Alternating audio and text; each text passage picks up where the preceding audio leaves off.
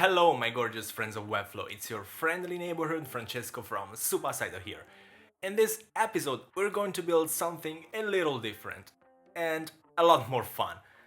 Starting from a simple hero section, we'll add a spotlight effect that follows your cursor, mix in some GSAP hover animations and finish everything off with a custom SVG Prism filter to give your image a premium color shift glow. It might sound like a lot, but don't worry, we'll take it step by step, from setting up the structure to building the interactions, to writing the final few lines of code. By the end, you'll not only have a stunning interactive hero, but also a handful of new tricks to add to your Webflow toolkit. If you're looking forward to it as much as I am, stick around, and if you find my videos helpful and want to support my work, hit the like button and subscribe to my channel. But now, if you're ready, let's dive in.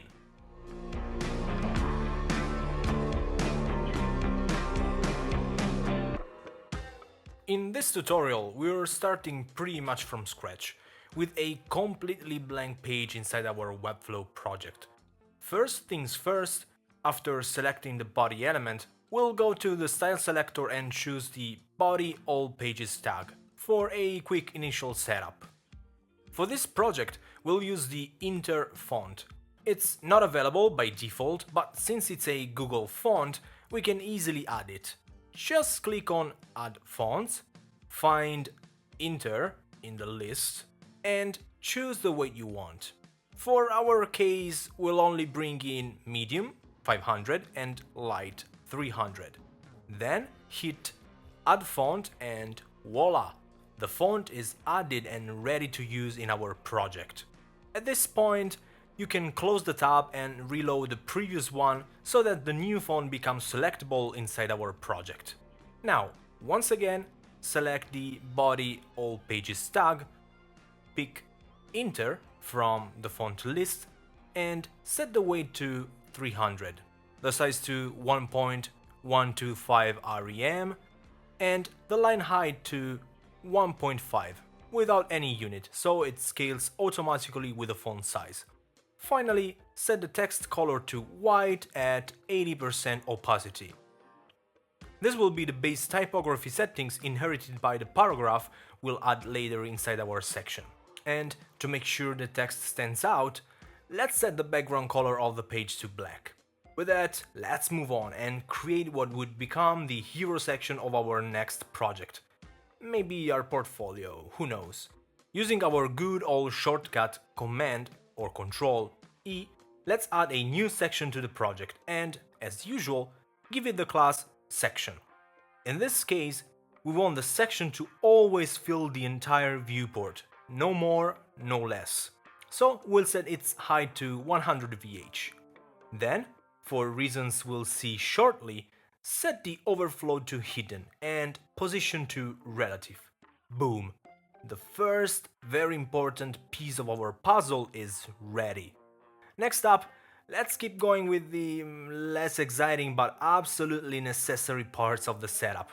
And once we're done, we'll dive into the fun, creative stuff that makes this project not only fascinating, but also a great way to sharpen your Webflow skills.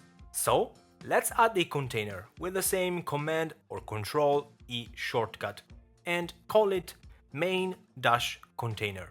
This time we'll do something slightly different than usual. We want the content inside this container to be perfectly centered. So we'll set its display to flex and align everything to the center, both horizontally and vertically. Then, even if it's not strictly necessary here, let's add 6 rem of padding on all sides, using the Shift-Enter shortcut after typing the value. Set the height to 100% so that the container expands vertically to fill the section, and gave it a max width of 90 rem. More out of habit than actual necessity in this case. There's still a small adjustment left for this container, but let's leave it for later so its role will be clearer. Moving on, let's add a simple div block that will wrap the actual content of our section. We'll give it the familiar class section_content-wrapper. And for now, under typography, just set the text alignment to center. We'll come back in a moment to refine the layout, but first let's start adding elements. The first one, a heading with the text native interactive gradient in Webflow. We want to assign a class here. Instead, we'll use the style selector to target the all h1 headings tag. Set top and bottom margin to 0, shortcut Option or Alt, Enter, font weight to 500, font size to 3.5 rem, line height to 1.1, again no unit, and color to white. After experimenting with this font, I noticed it looks better when we tighten the spacing a little. So let's set letter spacing to minus 0.05 em. That way, by using em units, no matter the font size, the ratio between the font and spacing stays consistent, and you don't have to manually adjust it every time. Finally, enable capitalize every word. Next, what's almost always present in a good hero section, a short paragraph of text. But since this is a tutorial, instead of adding something meaningful in context, let's just drop in the lyrics of one of my favorite songs. I'll include the link to the track in the description of this video, in case you're curious about my music taste. And feel free to let me know in the comments what you think of it. Thanks to the work we already did on the body all pages tag, we don't actually need to style the paragraph at all. At most, since we'll handle spacing manually later, we can go to all paragraphs and remove the bottom margin. Soon, we'll need to add some breathing room between elements, since right now everything looks a little too glued together.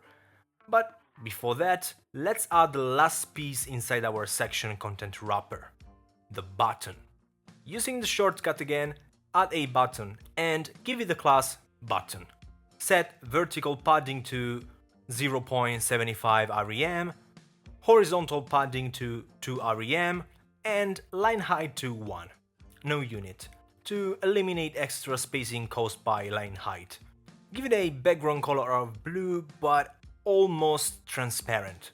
Now round it out with a border radius of 5 rem and give it a 1 pixel border using the same blue color, but this time at 100% opacity.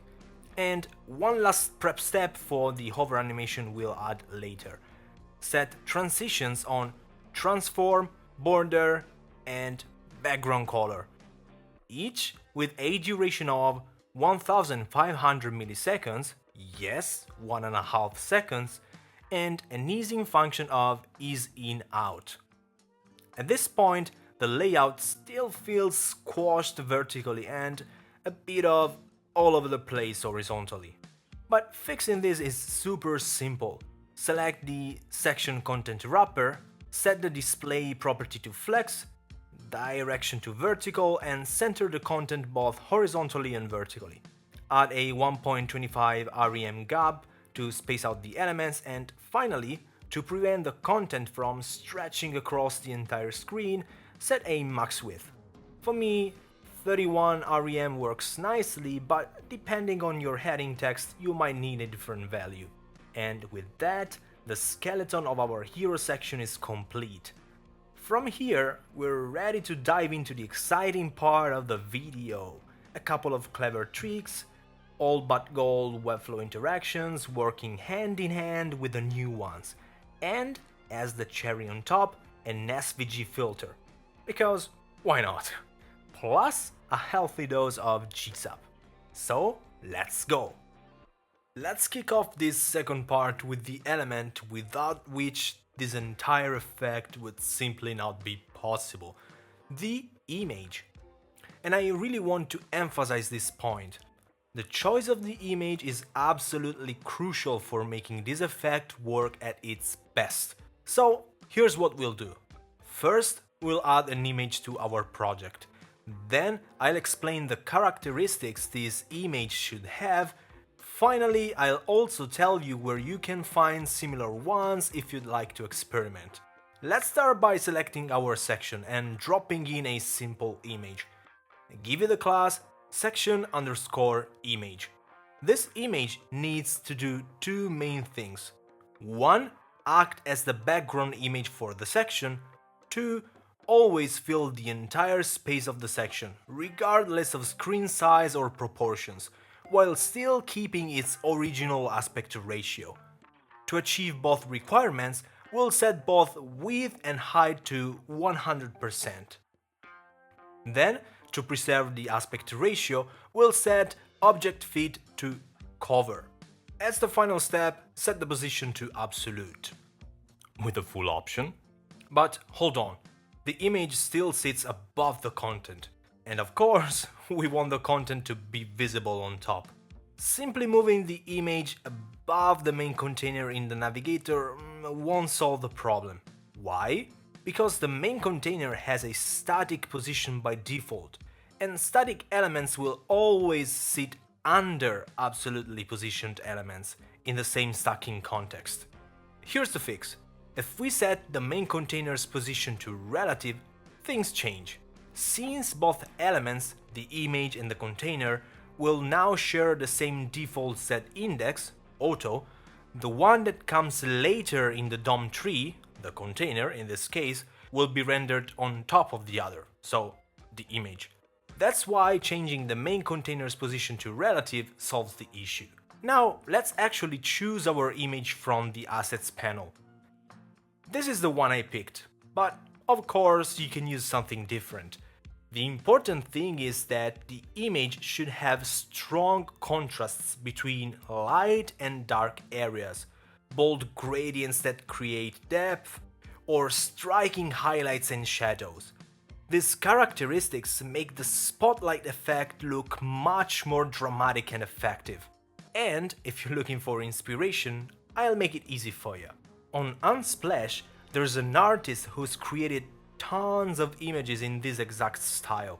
I won't even attempt, to pronounce their name because I'd absolutely butcher it, but don't worry, I'll leave a link to their Unsplash profile in the description of this video.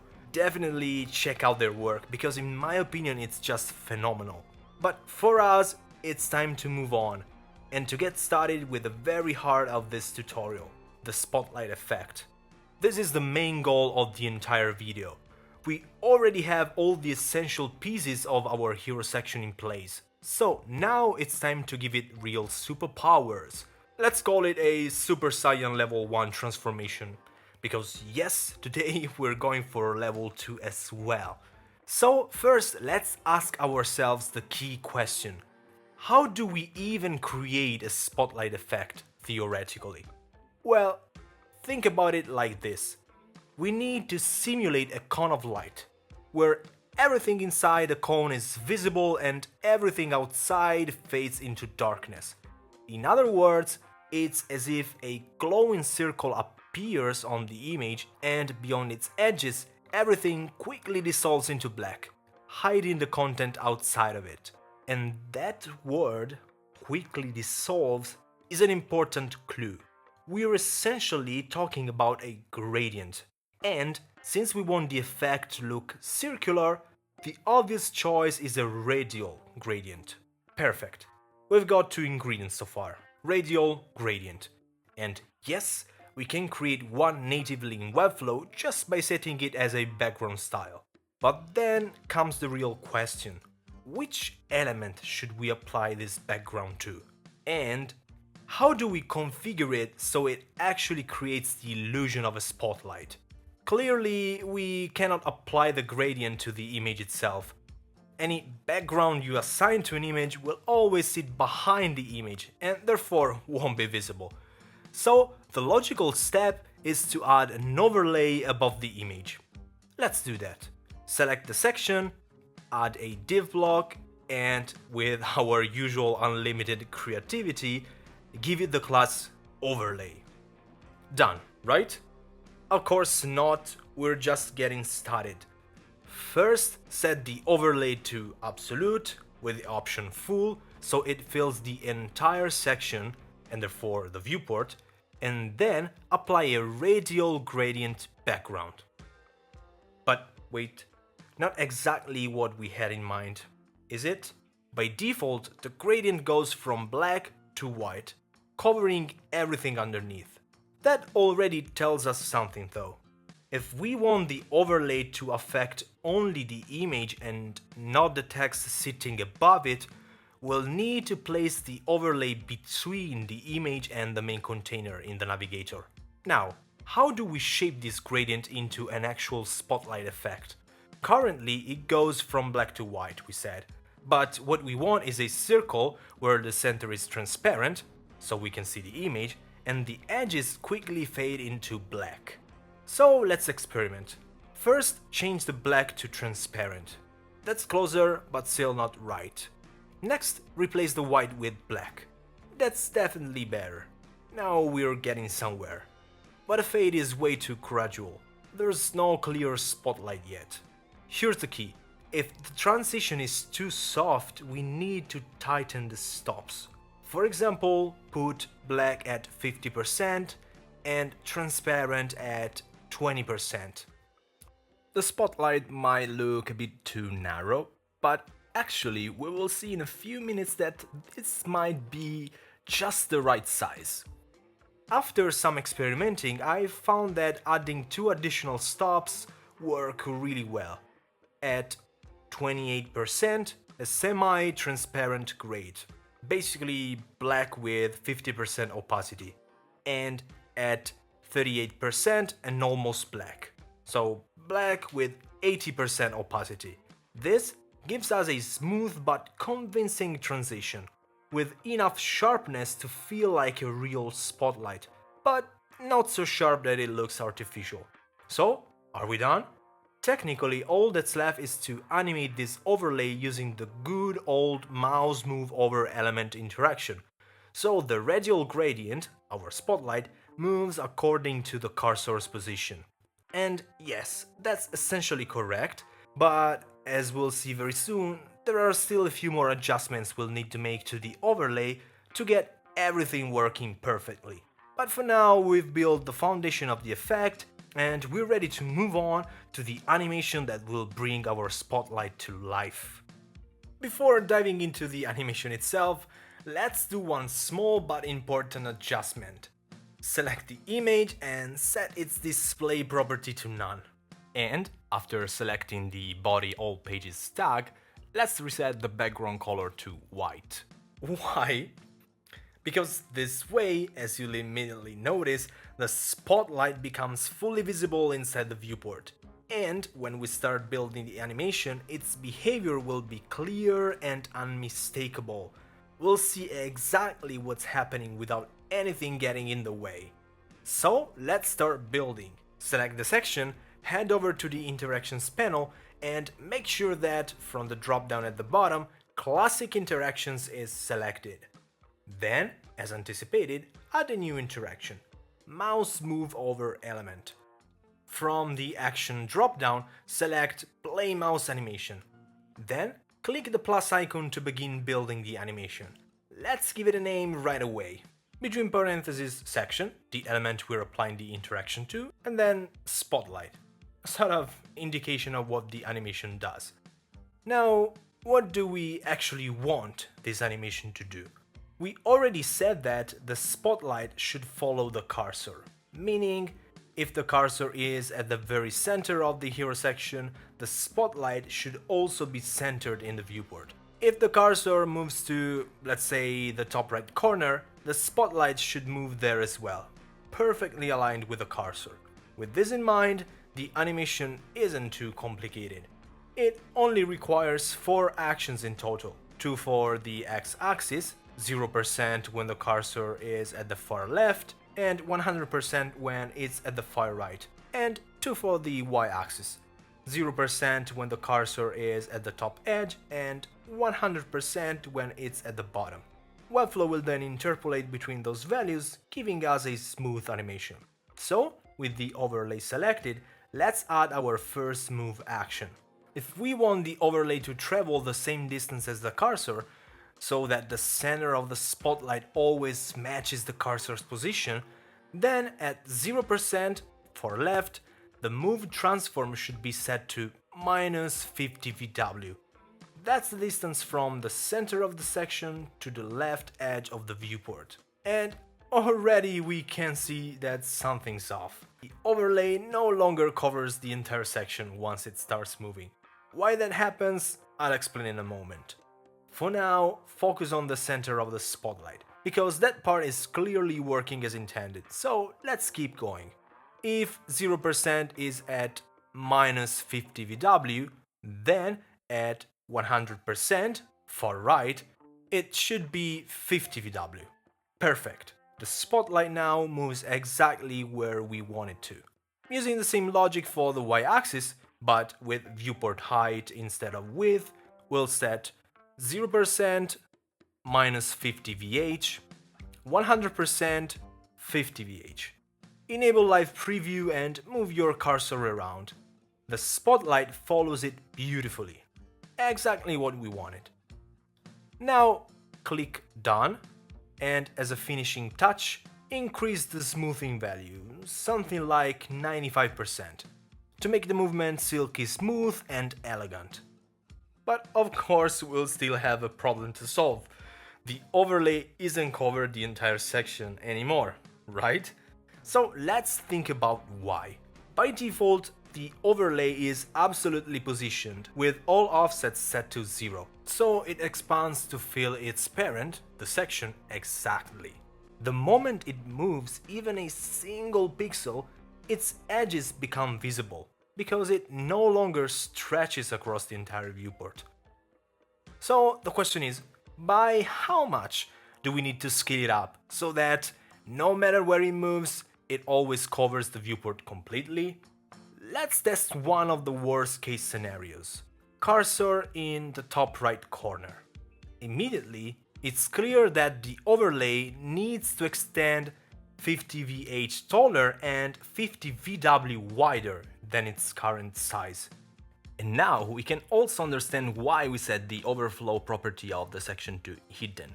By doing that, we prevent the spotlight that's moving out of the viewport to generate overflow.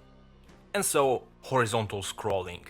Back to the style panel, let's increase both width and height to 150%. Since the auto values refer to the full width and height of the section, adding 50% on each side makes sense.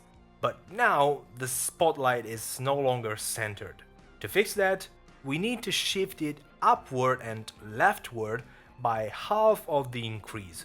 So let's set the left offset to minus 25%, and let's do the same for the top offset as well. These offsets are relative to the section, the overlay's first ancestor with a non-static position. So this adjustment recenters everything. Great. Problem solved, right? And not so fast. Let's test again. Top right corner looks good. Bottom left corner, same issue, just flipped. Which means we need to increase the overlay again. So let's add another 50% to both width and height. That makes it 150% plus 50%, 200% for both width and height. And once again, we've lost the alignment, but we know how to fix it. Shift it by another minus 25% on both top and left, which means that now both the top offset and the left offset will be equal to minus 50%. Now the overlay is perfectly centered again, and with its doubled size, it can comfortably cover the viewport no matter where the spotlight moves. Of course, if this feels too big or too small for your design, you can tweak the percentages of the radial gradient until you're happy with the result. Let's go back to the animation one last time for a final test. Move your cursor across the entire hero section. Perfect, the spotlight behaves exactly as we wanted. Now we can restore the image, enter preview mode and enjoy the show. Wow, that's the magic right there. So, what's next? Well, obviously, it's time to start mixing old interactions with the new. creating a simple but powerful hover animation for our button, using Webflow's animation timeline powered by GSAP. And along the way, I'll sneak in a couple of fresh concepts for you to learn. Let's go! Let's begin this part by asking ourselves, what do we actually want from the hover animation on the button? My idea is to give the image itself a bit of movement, something subtle but impactful, so that when a visitor hovers over the button, it feels like they're about to dive into the content of the site. And to achieve this, we'll slightly rotate the image and scale it up, with a fairly long animation duration to keep the effect smooth and gradual. Once the image animation is handled with GSAP, we'll also refine the button styling itself, this time with nothing more than good old CSS. But, as usual, let's take it one step at a time. First, select the button and open the Interactions panel. This time though, we'll switch from classic interactions to the new GSAP-powered interactions. Now, we need to pick the event that triggers the animation. Clearly, in this case, it's going to be hover. Let's name the animation something meaningful, like button, between parentheses, immersion. The first part, button, makes it clear what element triggers the animation, and the second part communicates the effect we're aiming for. Inside the Interactions panel, you'll notice two sections, Trigger and Actions. The Trigger section is already pre-populated by Webflow. Since we started from the button and specified a hover interaction, Webflow has automatically linked this animation to all elements with the button class. What this means, in plain English, is every time we hover over any element with the button class, this animation will play. By default, Webflow also assumes the animation should restart from the beginning every time, without delay and always with the same duration. But here's the catch. First, we don't actually want the animation to restart from scratch every time. Ideally, the behavior should be, on the first hover, the animation plays forward. On hover out, the animation reverses, smoothly returning to the initial state. And if you hover again before the reversal has finished, the animation should flip direction right from its current point on the timeline instead of jumping back or starting over.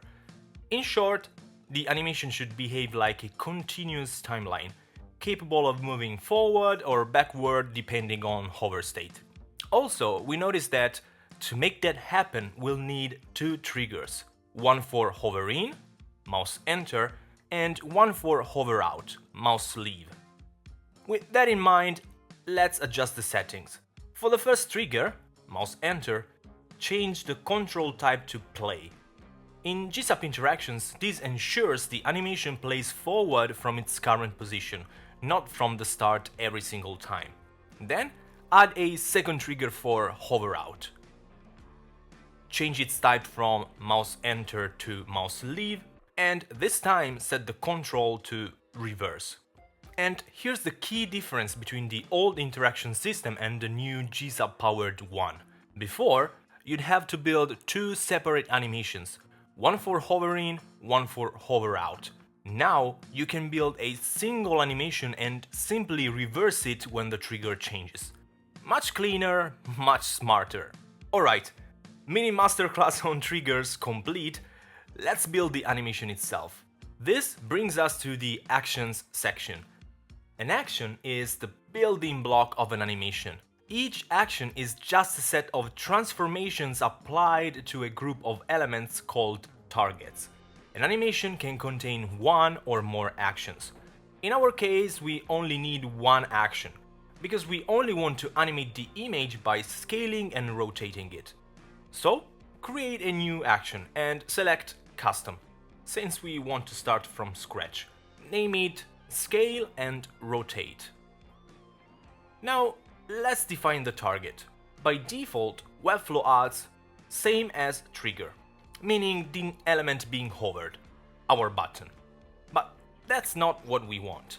Instead, change the target from trigger to class and enter the class name, section_in. image. Leave the scope as is, since there is only one element with that class on the page. Perfect. Now we're animating the image, not the button. Next, set the duration to 1.5 seconds and choose the easing function power1.inout for a nice, smooth effect. Next, the animated properties. Since we want to animate the image from its current state to a new one, we'll stick with the default type, 2. Remove all properties except scale and then add rotate. Now assign the values. Scale 1.1, rotate 3 degrees. That's it. Click play on the timeline to preview. Smooth, elegant, exactly what we wanted. And if you want to check what happens on hover out, just hit the reverse option to preview it backward. Now for the finishing touches. Let's refine the button itself with CSS. Select the button, switch to the hover state in the style selector, and remember those transitions we set earlier? Let's put them to use. On hover, change background color to a subtle semi-transparent purple. Let's also adjust the border width and color, and apply a small scale transform of 1.05. Now let's open preview mode and see everything come together. The spotlight animation we built earlier, the smooth image animation on hover, and the elegant CSS transitions on the button itself. Everything works perfectly, no matter how quickly you hover in and out. The GSAP timeline handles it seamlessly. So, what's next? The grand finale, a color shift prism effect on the image to make the hover animation even more immersive and give the whole experience a premium touch. Let's go! For the grand finale, we need a very special guest. And if you've been following me here on the channel, you've probably already met them a few times. An SVG filter.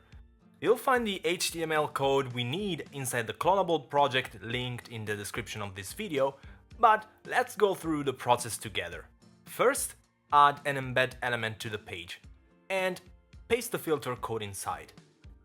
Then I'll walk you through what this filter is made of, how it works, and why it's so important for our effect. So here's the filter we'll use. And what's happening here? We're basically splitting the image into its red, green and blue channels with the help of 3 FE color matrix elements. Then each channel goes through an FE offset, where we can nudge it horizontally or vertically with the dx and dy parameters. Finally, 2 FE blend nodes bring everything back together, merging the shifted channels into one image. And the most important part for us, the filter's ID is Prism-basic, because that's exactly what we'll reference later when applying it to the image. And remember those dx and dy values? Those are the magic knobs we'll animate with GSAP to make the prism effect come alive. Let's save and close the embed. Give it a class like prism-basic_filter and set its display to none. And one more important step, make sure the filter embed sits before the section in the DOM. That way the filter is defined before we apply it. Otherwise, it might happen that the browser won't recognize it when we reference it on the image. Now let's actually apply it. Select the image, scroll down in the style panel to custom properties and write filter with a value of URL and between parentheses #prism-basic. That's how we link the image to the filter by ID. And nothing happens. The image looks exactly the same. Why? Because all of the FE offset nodes currently have their values set to 0. The red, green and blue channels are being split, sure, but since we're not shifting them at all, they recombine perfectly into the original image. In other words, the filter is technically applied, but it's not doing anything yet. So, how do we bring this to life? With our favorite party guest at any Webflow plus code event, GSAP. Plus, of course, a pinch of JavaScript to tie everything together. We'll add another embed element and paste in the following script. And yes, you'll also find this code in the clonable. Let's break it down together. First, look at the constants at the top. These are the dials that control the entire effect. dxRed and dyRed decide how far the red channel shifts. dxGreen and dyGreen for the green channel, dxBlue and dyBlue for the blue channel. Play with these numbers and you'll get different intensities of the prism dispersion. Then we have duration and ease, which define how smooth and how long the animation feels, consistent with the timings we've been using throughout this build. Next, we grab the button using an attribute selector, fc-prism-button. Why not by class? Because this keeps things flexible. You can use your own naming conventions for classes, and the effect only runs on the button you explicitly mark with this attribute. So I want to stress it a little bit more. Make sure to select the button and, after navigating to the element settings panel, add a custom attribute with the name fc-prism-button. That's everything you need to do to configure this specific effect. We then query the filter by ID, prism-basic, and grab the three FE offset nodes, red, green, and blue. These are the pieces that will actually move. With that, we build a GSAP timeline. It's paused by default and it animates all three channels simultaneously. Notice the 0, which lines them up at the same start point. Finally, we set up the event listeners. On pointer enter, the animation plays forward. On pointer leave, it reverses, and for accessibility, focus plays in, blur reverses it. This way, whether you're hovering with a mouse or navigating with a keyboard, the effect feels the same. And yes, place this script at the end of the page. That way it only runs once the DOM is fully loaded and all elements, including the filter, are available. One last note, we didn't have to explicitly enable GSAP from the settings this time. That's because, since we already used the new GSAP-powered interactions earlier in this build, Webflow automatically loaded the GSAP library for us. Now we just have to give our embed element a meaningful class and set its display property to hidden. Alright, now let's go into preview mode, enable custom code execution, let Webflow compile everything, and test. First, play around with the spotlight we built earlier. Then, hover over the button. And now you can see it. Along with the hover animation we created a moment ago, GSAP and our SVG filter work together seamlessly, like a duo that's been on stage for years, and add this subtle but powerful prism color shift to the hero section. It's been quite a journey to get to this point, right? But I think the result is more than worth it. And hopefully you've picked up plenty of new techniques and useful tricks along the way. Before we wrap up, let's do a quick recap of what we achieved today, just to organize our thoughts and lock it all in. And there we have it, our interactive hero section is complete. We built the radial spotlight overlay and made it follow the cursor, gave the hero image a smooth scale and rotate hover animation, styled the button with subtle CSS transitions, and crowned it all with a beautiful prism effect, powered by an SVG filter and GSAP. The result? A dynamic, elegant hero section that feels premium and professional, and that you can easily adapt for your own projects. In the next tutorial, we'll keep pushing further with another custom effect to expand your animation skills even more. But for now, enjoy what you've created, and don't forget to play with the values and settings to make the effect truly your own. If you found this video helpful, don't forget to like, subscribe, and hit that notification bell for more Webflow tips and tricks. Thanks for watching and I'll see you in the next one. Matane!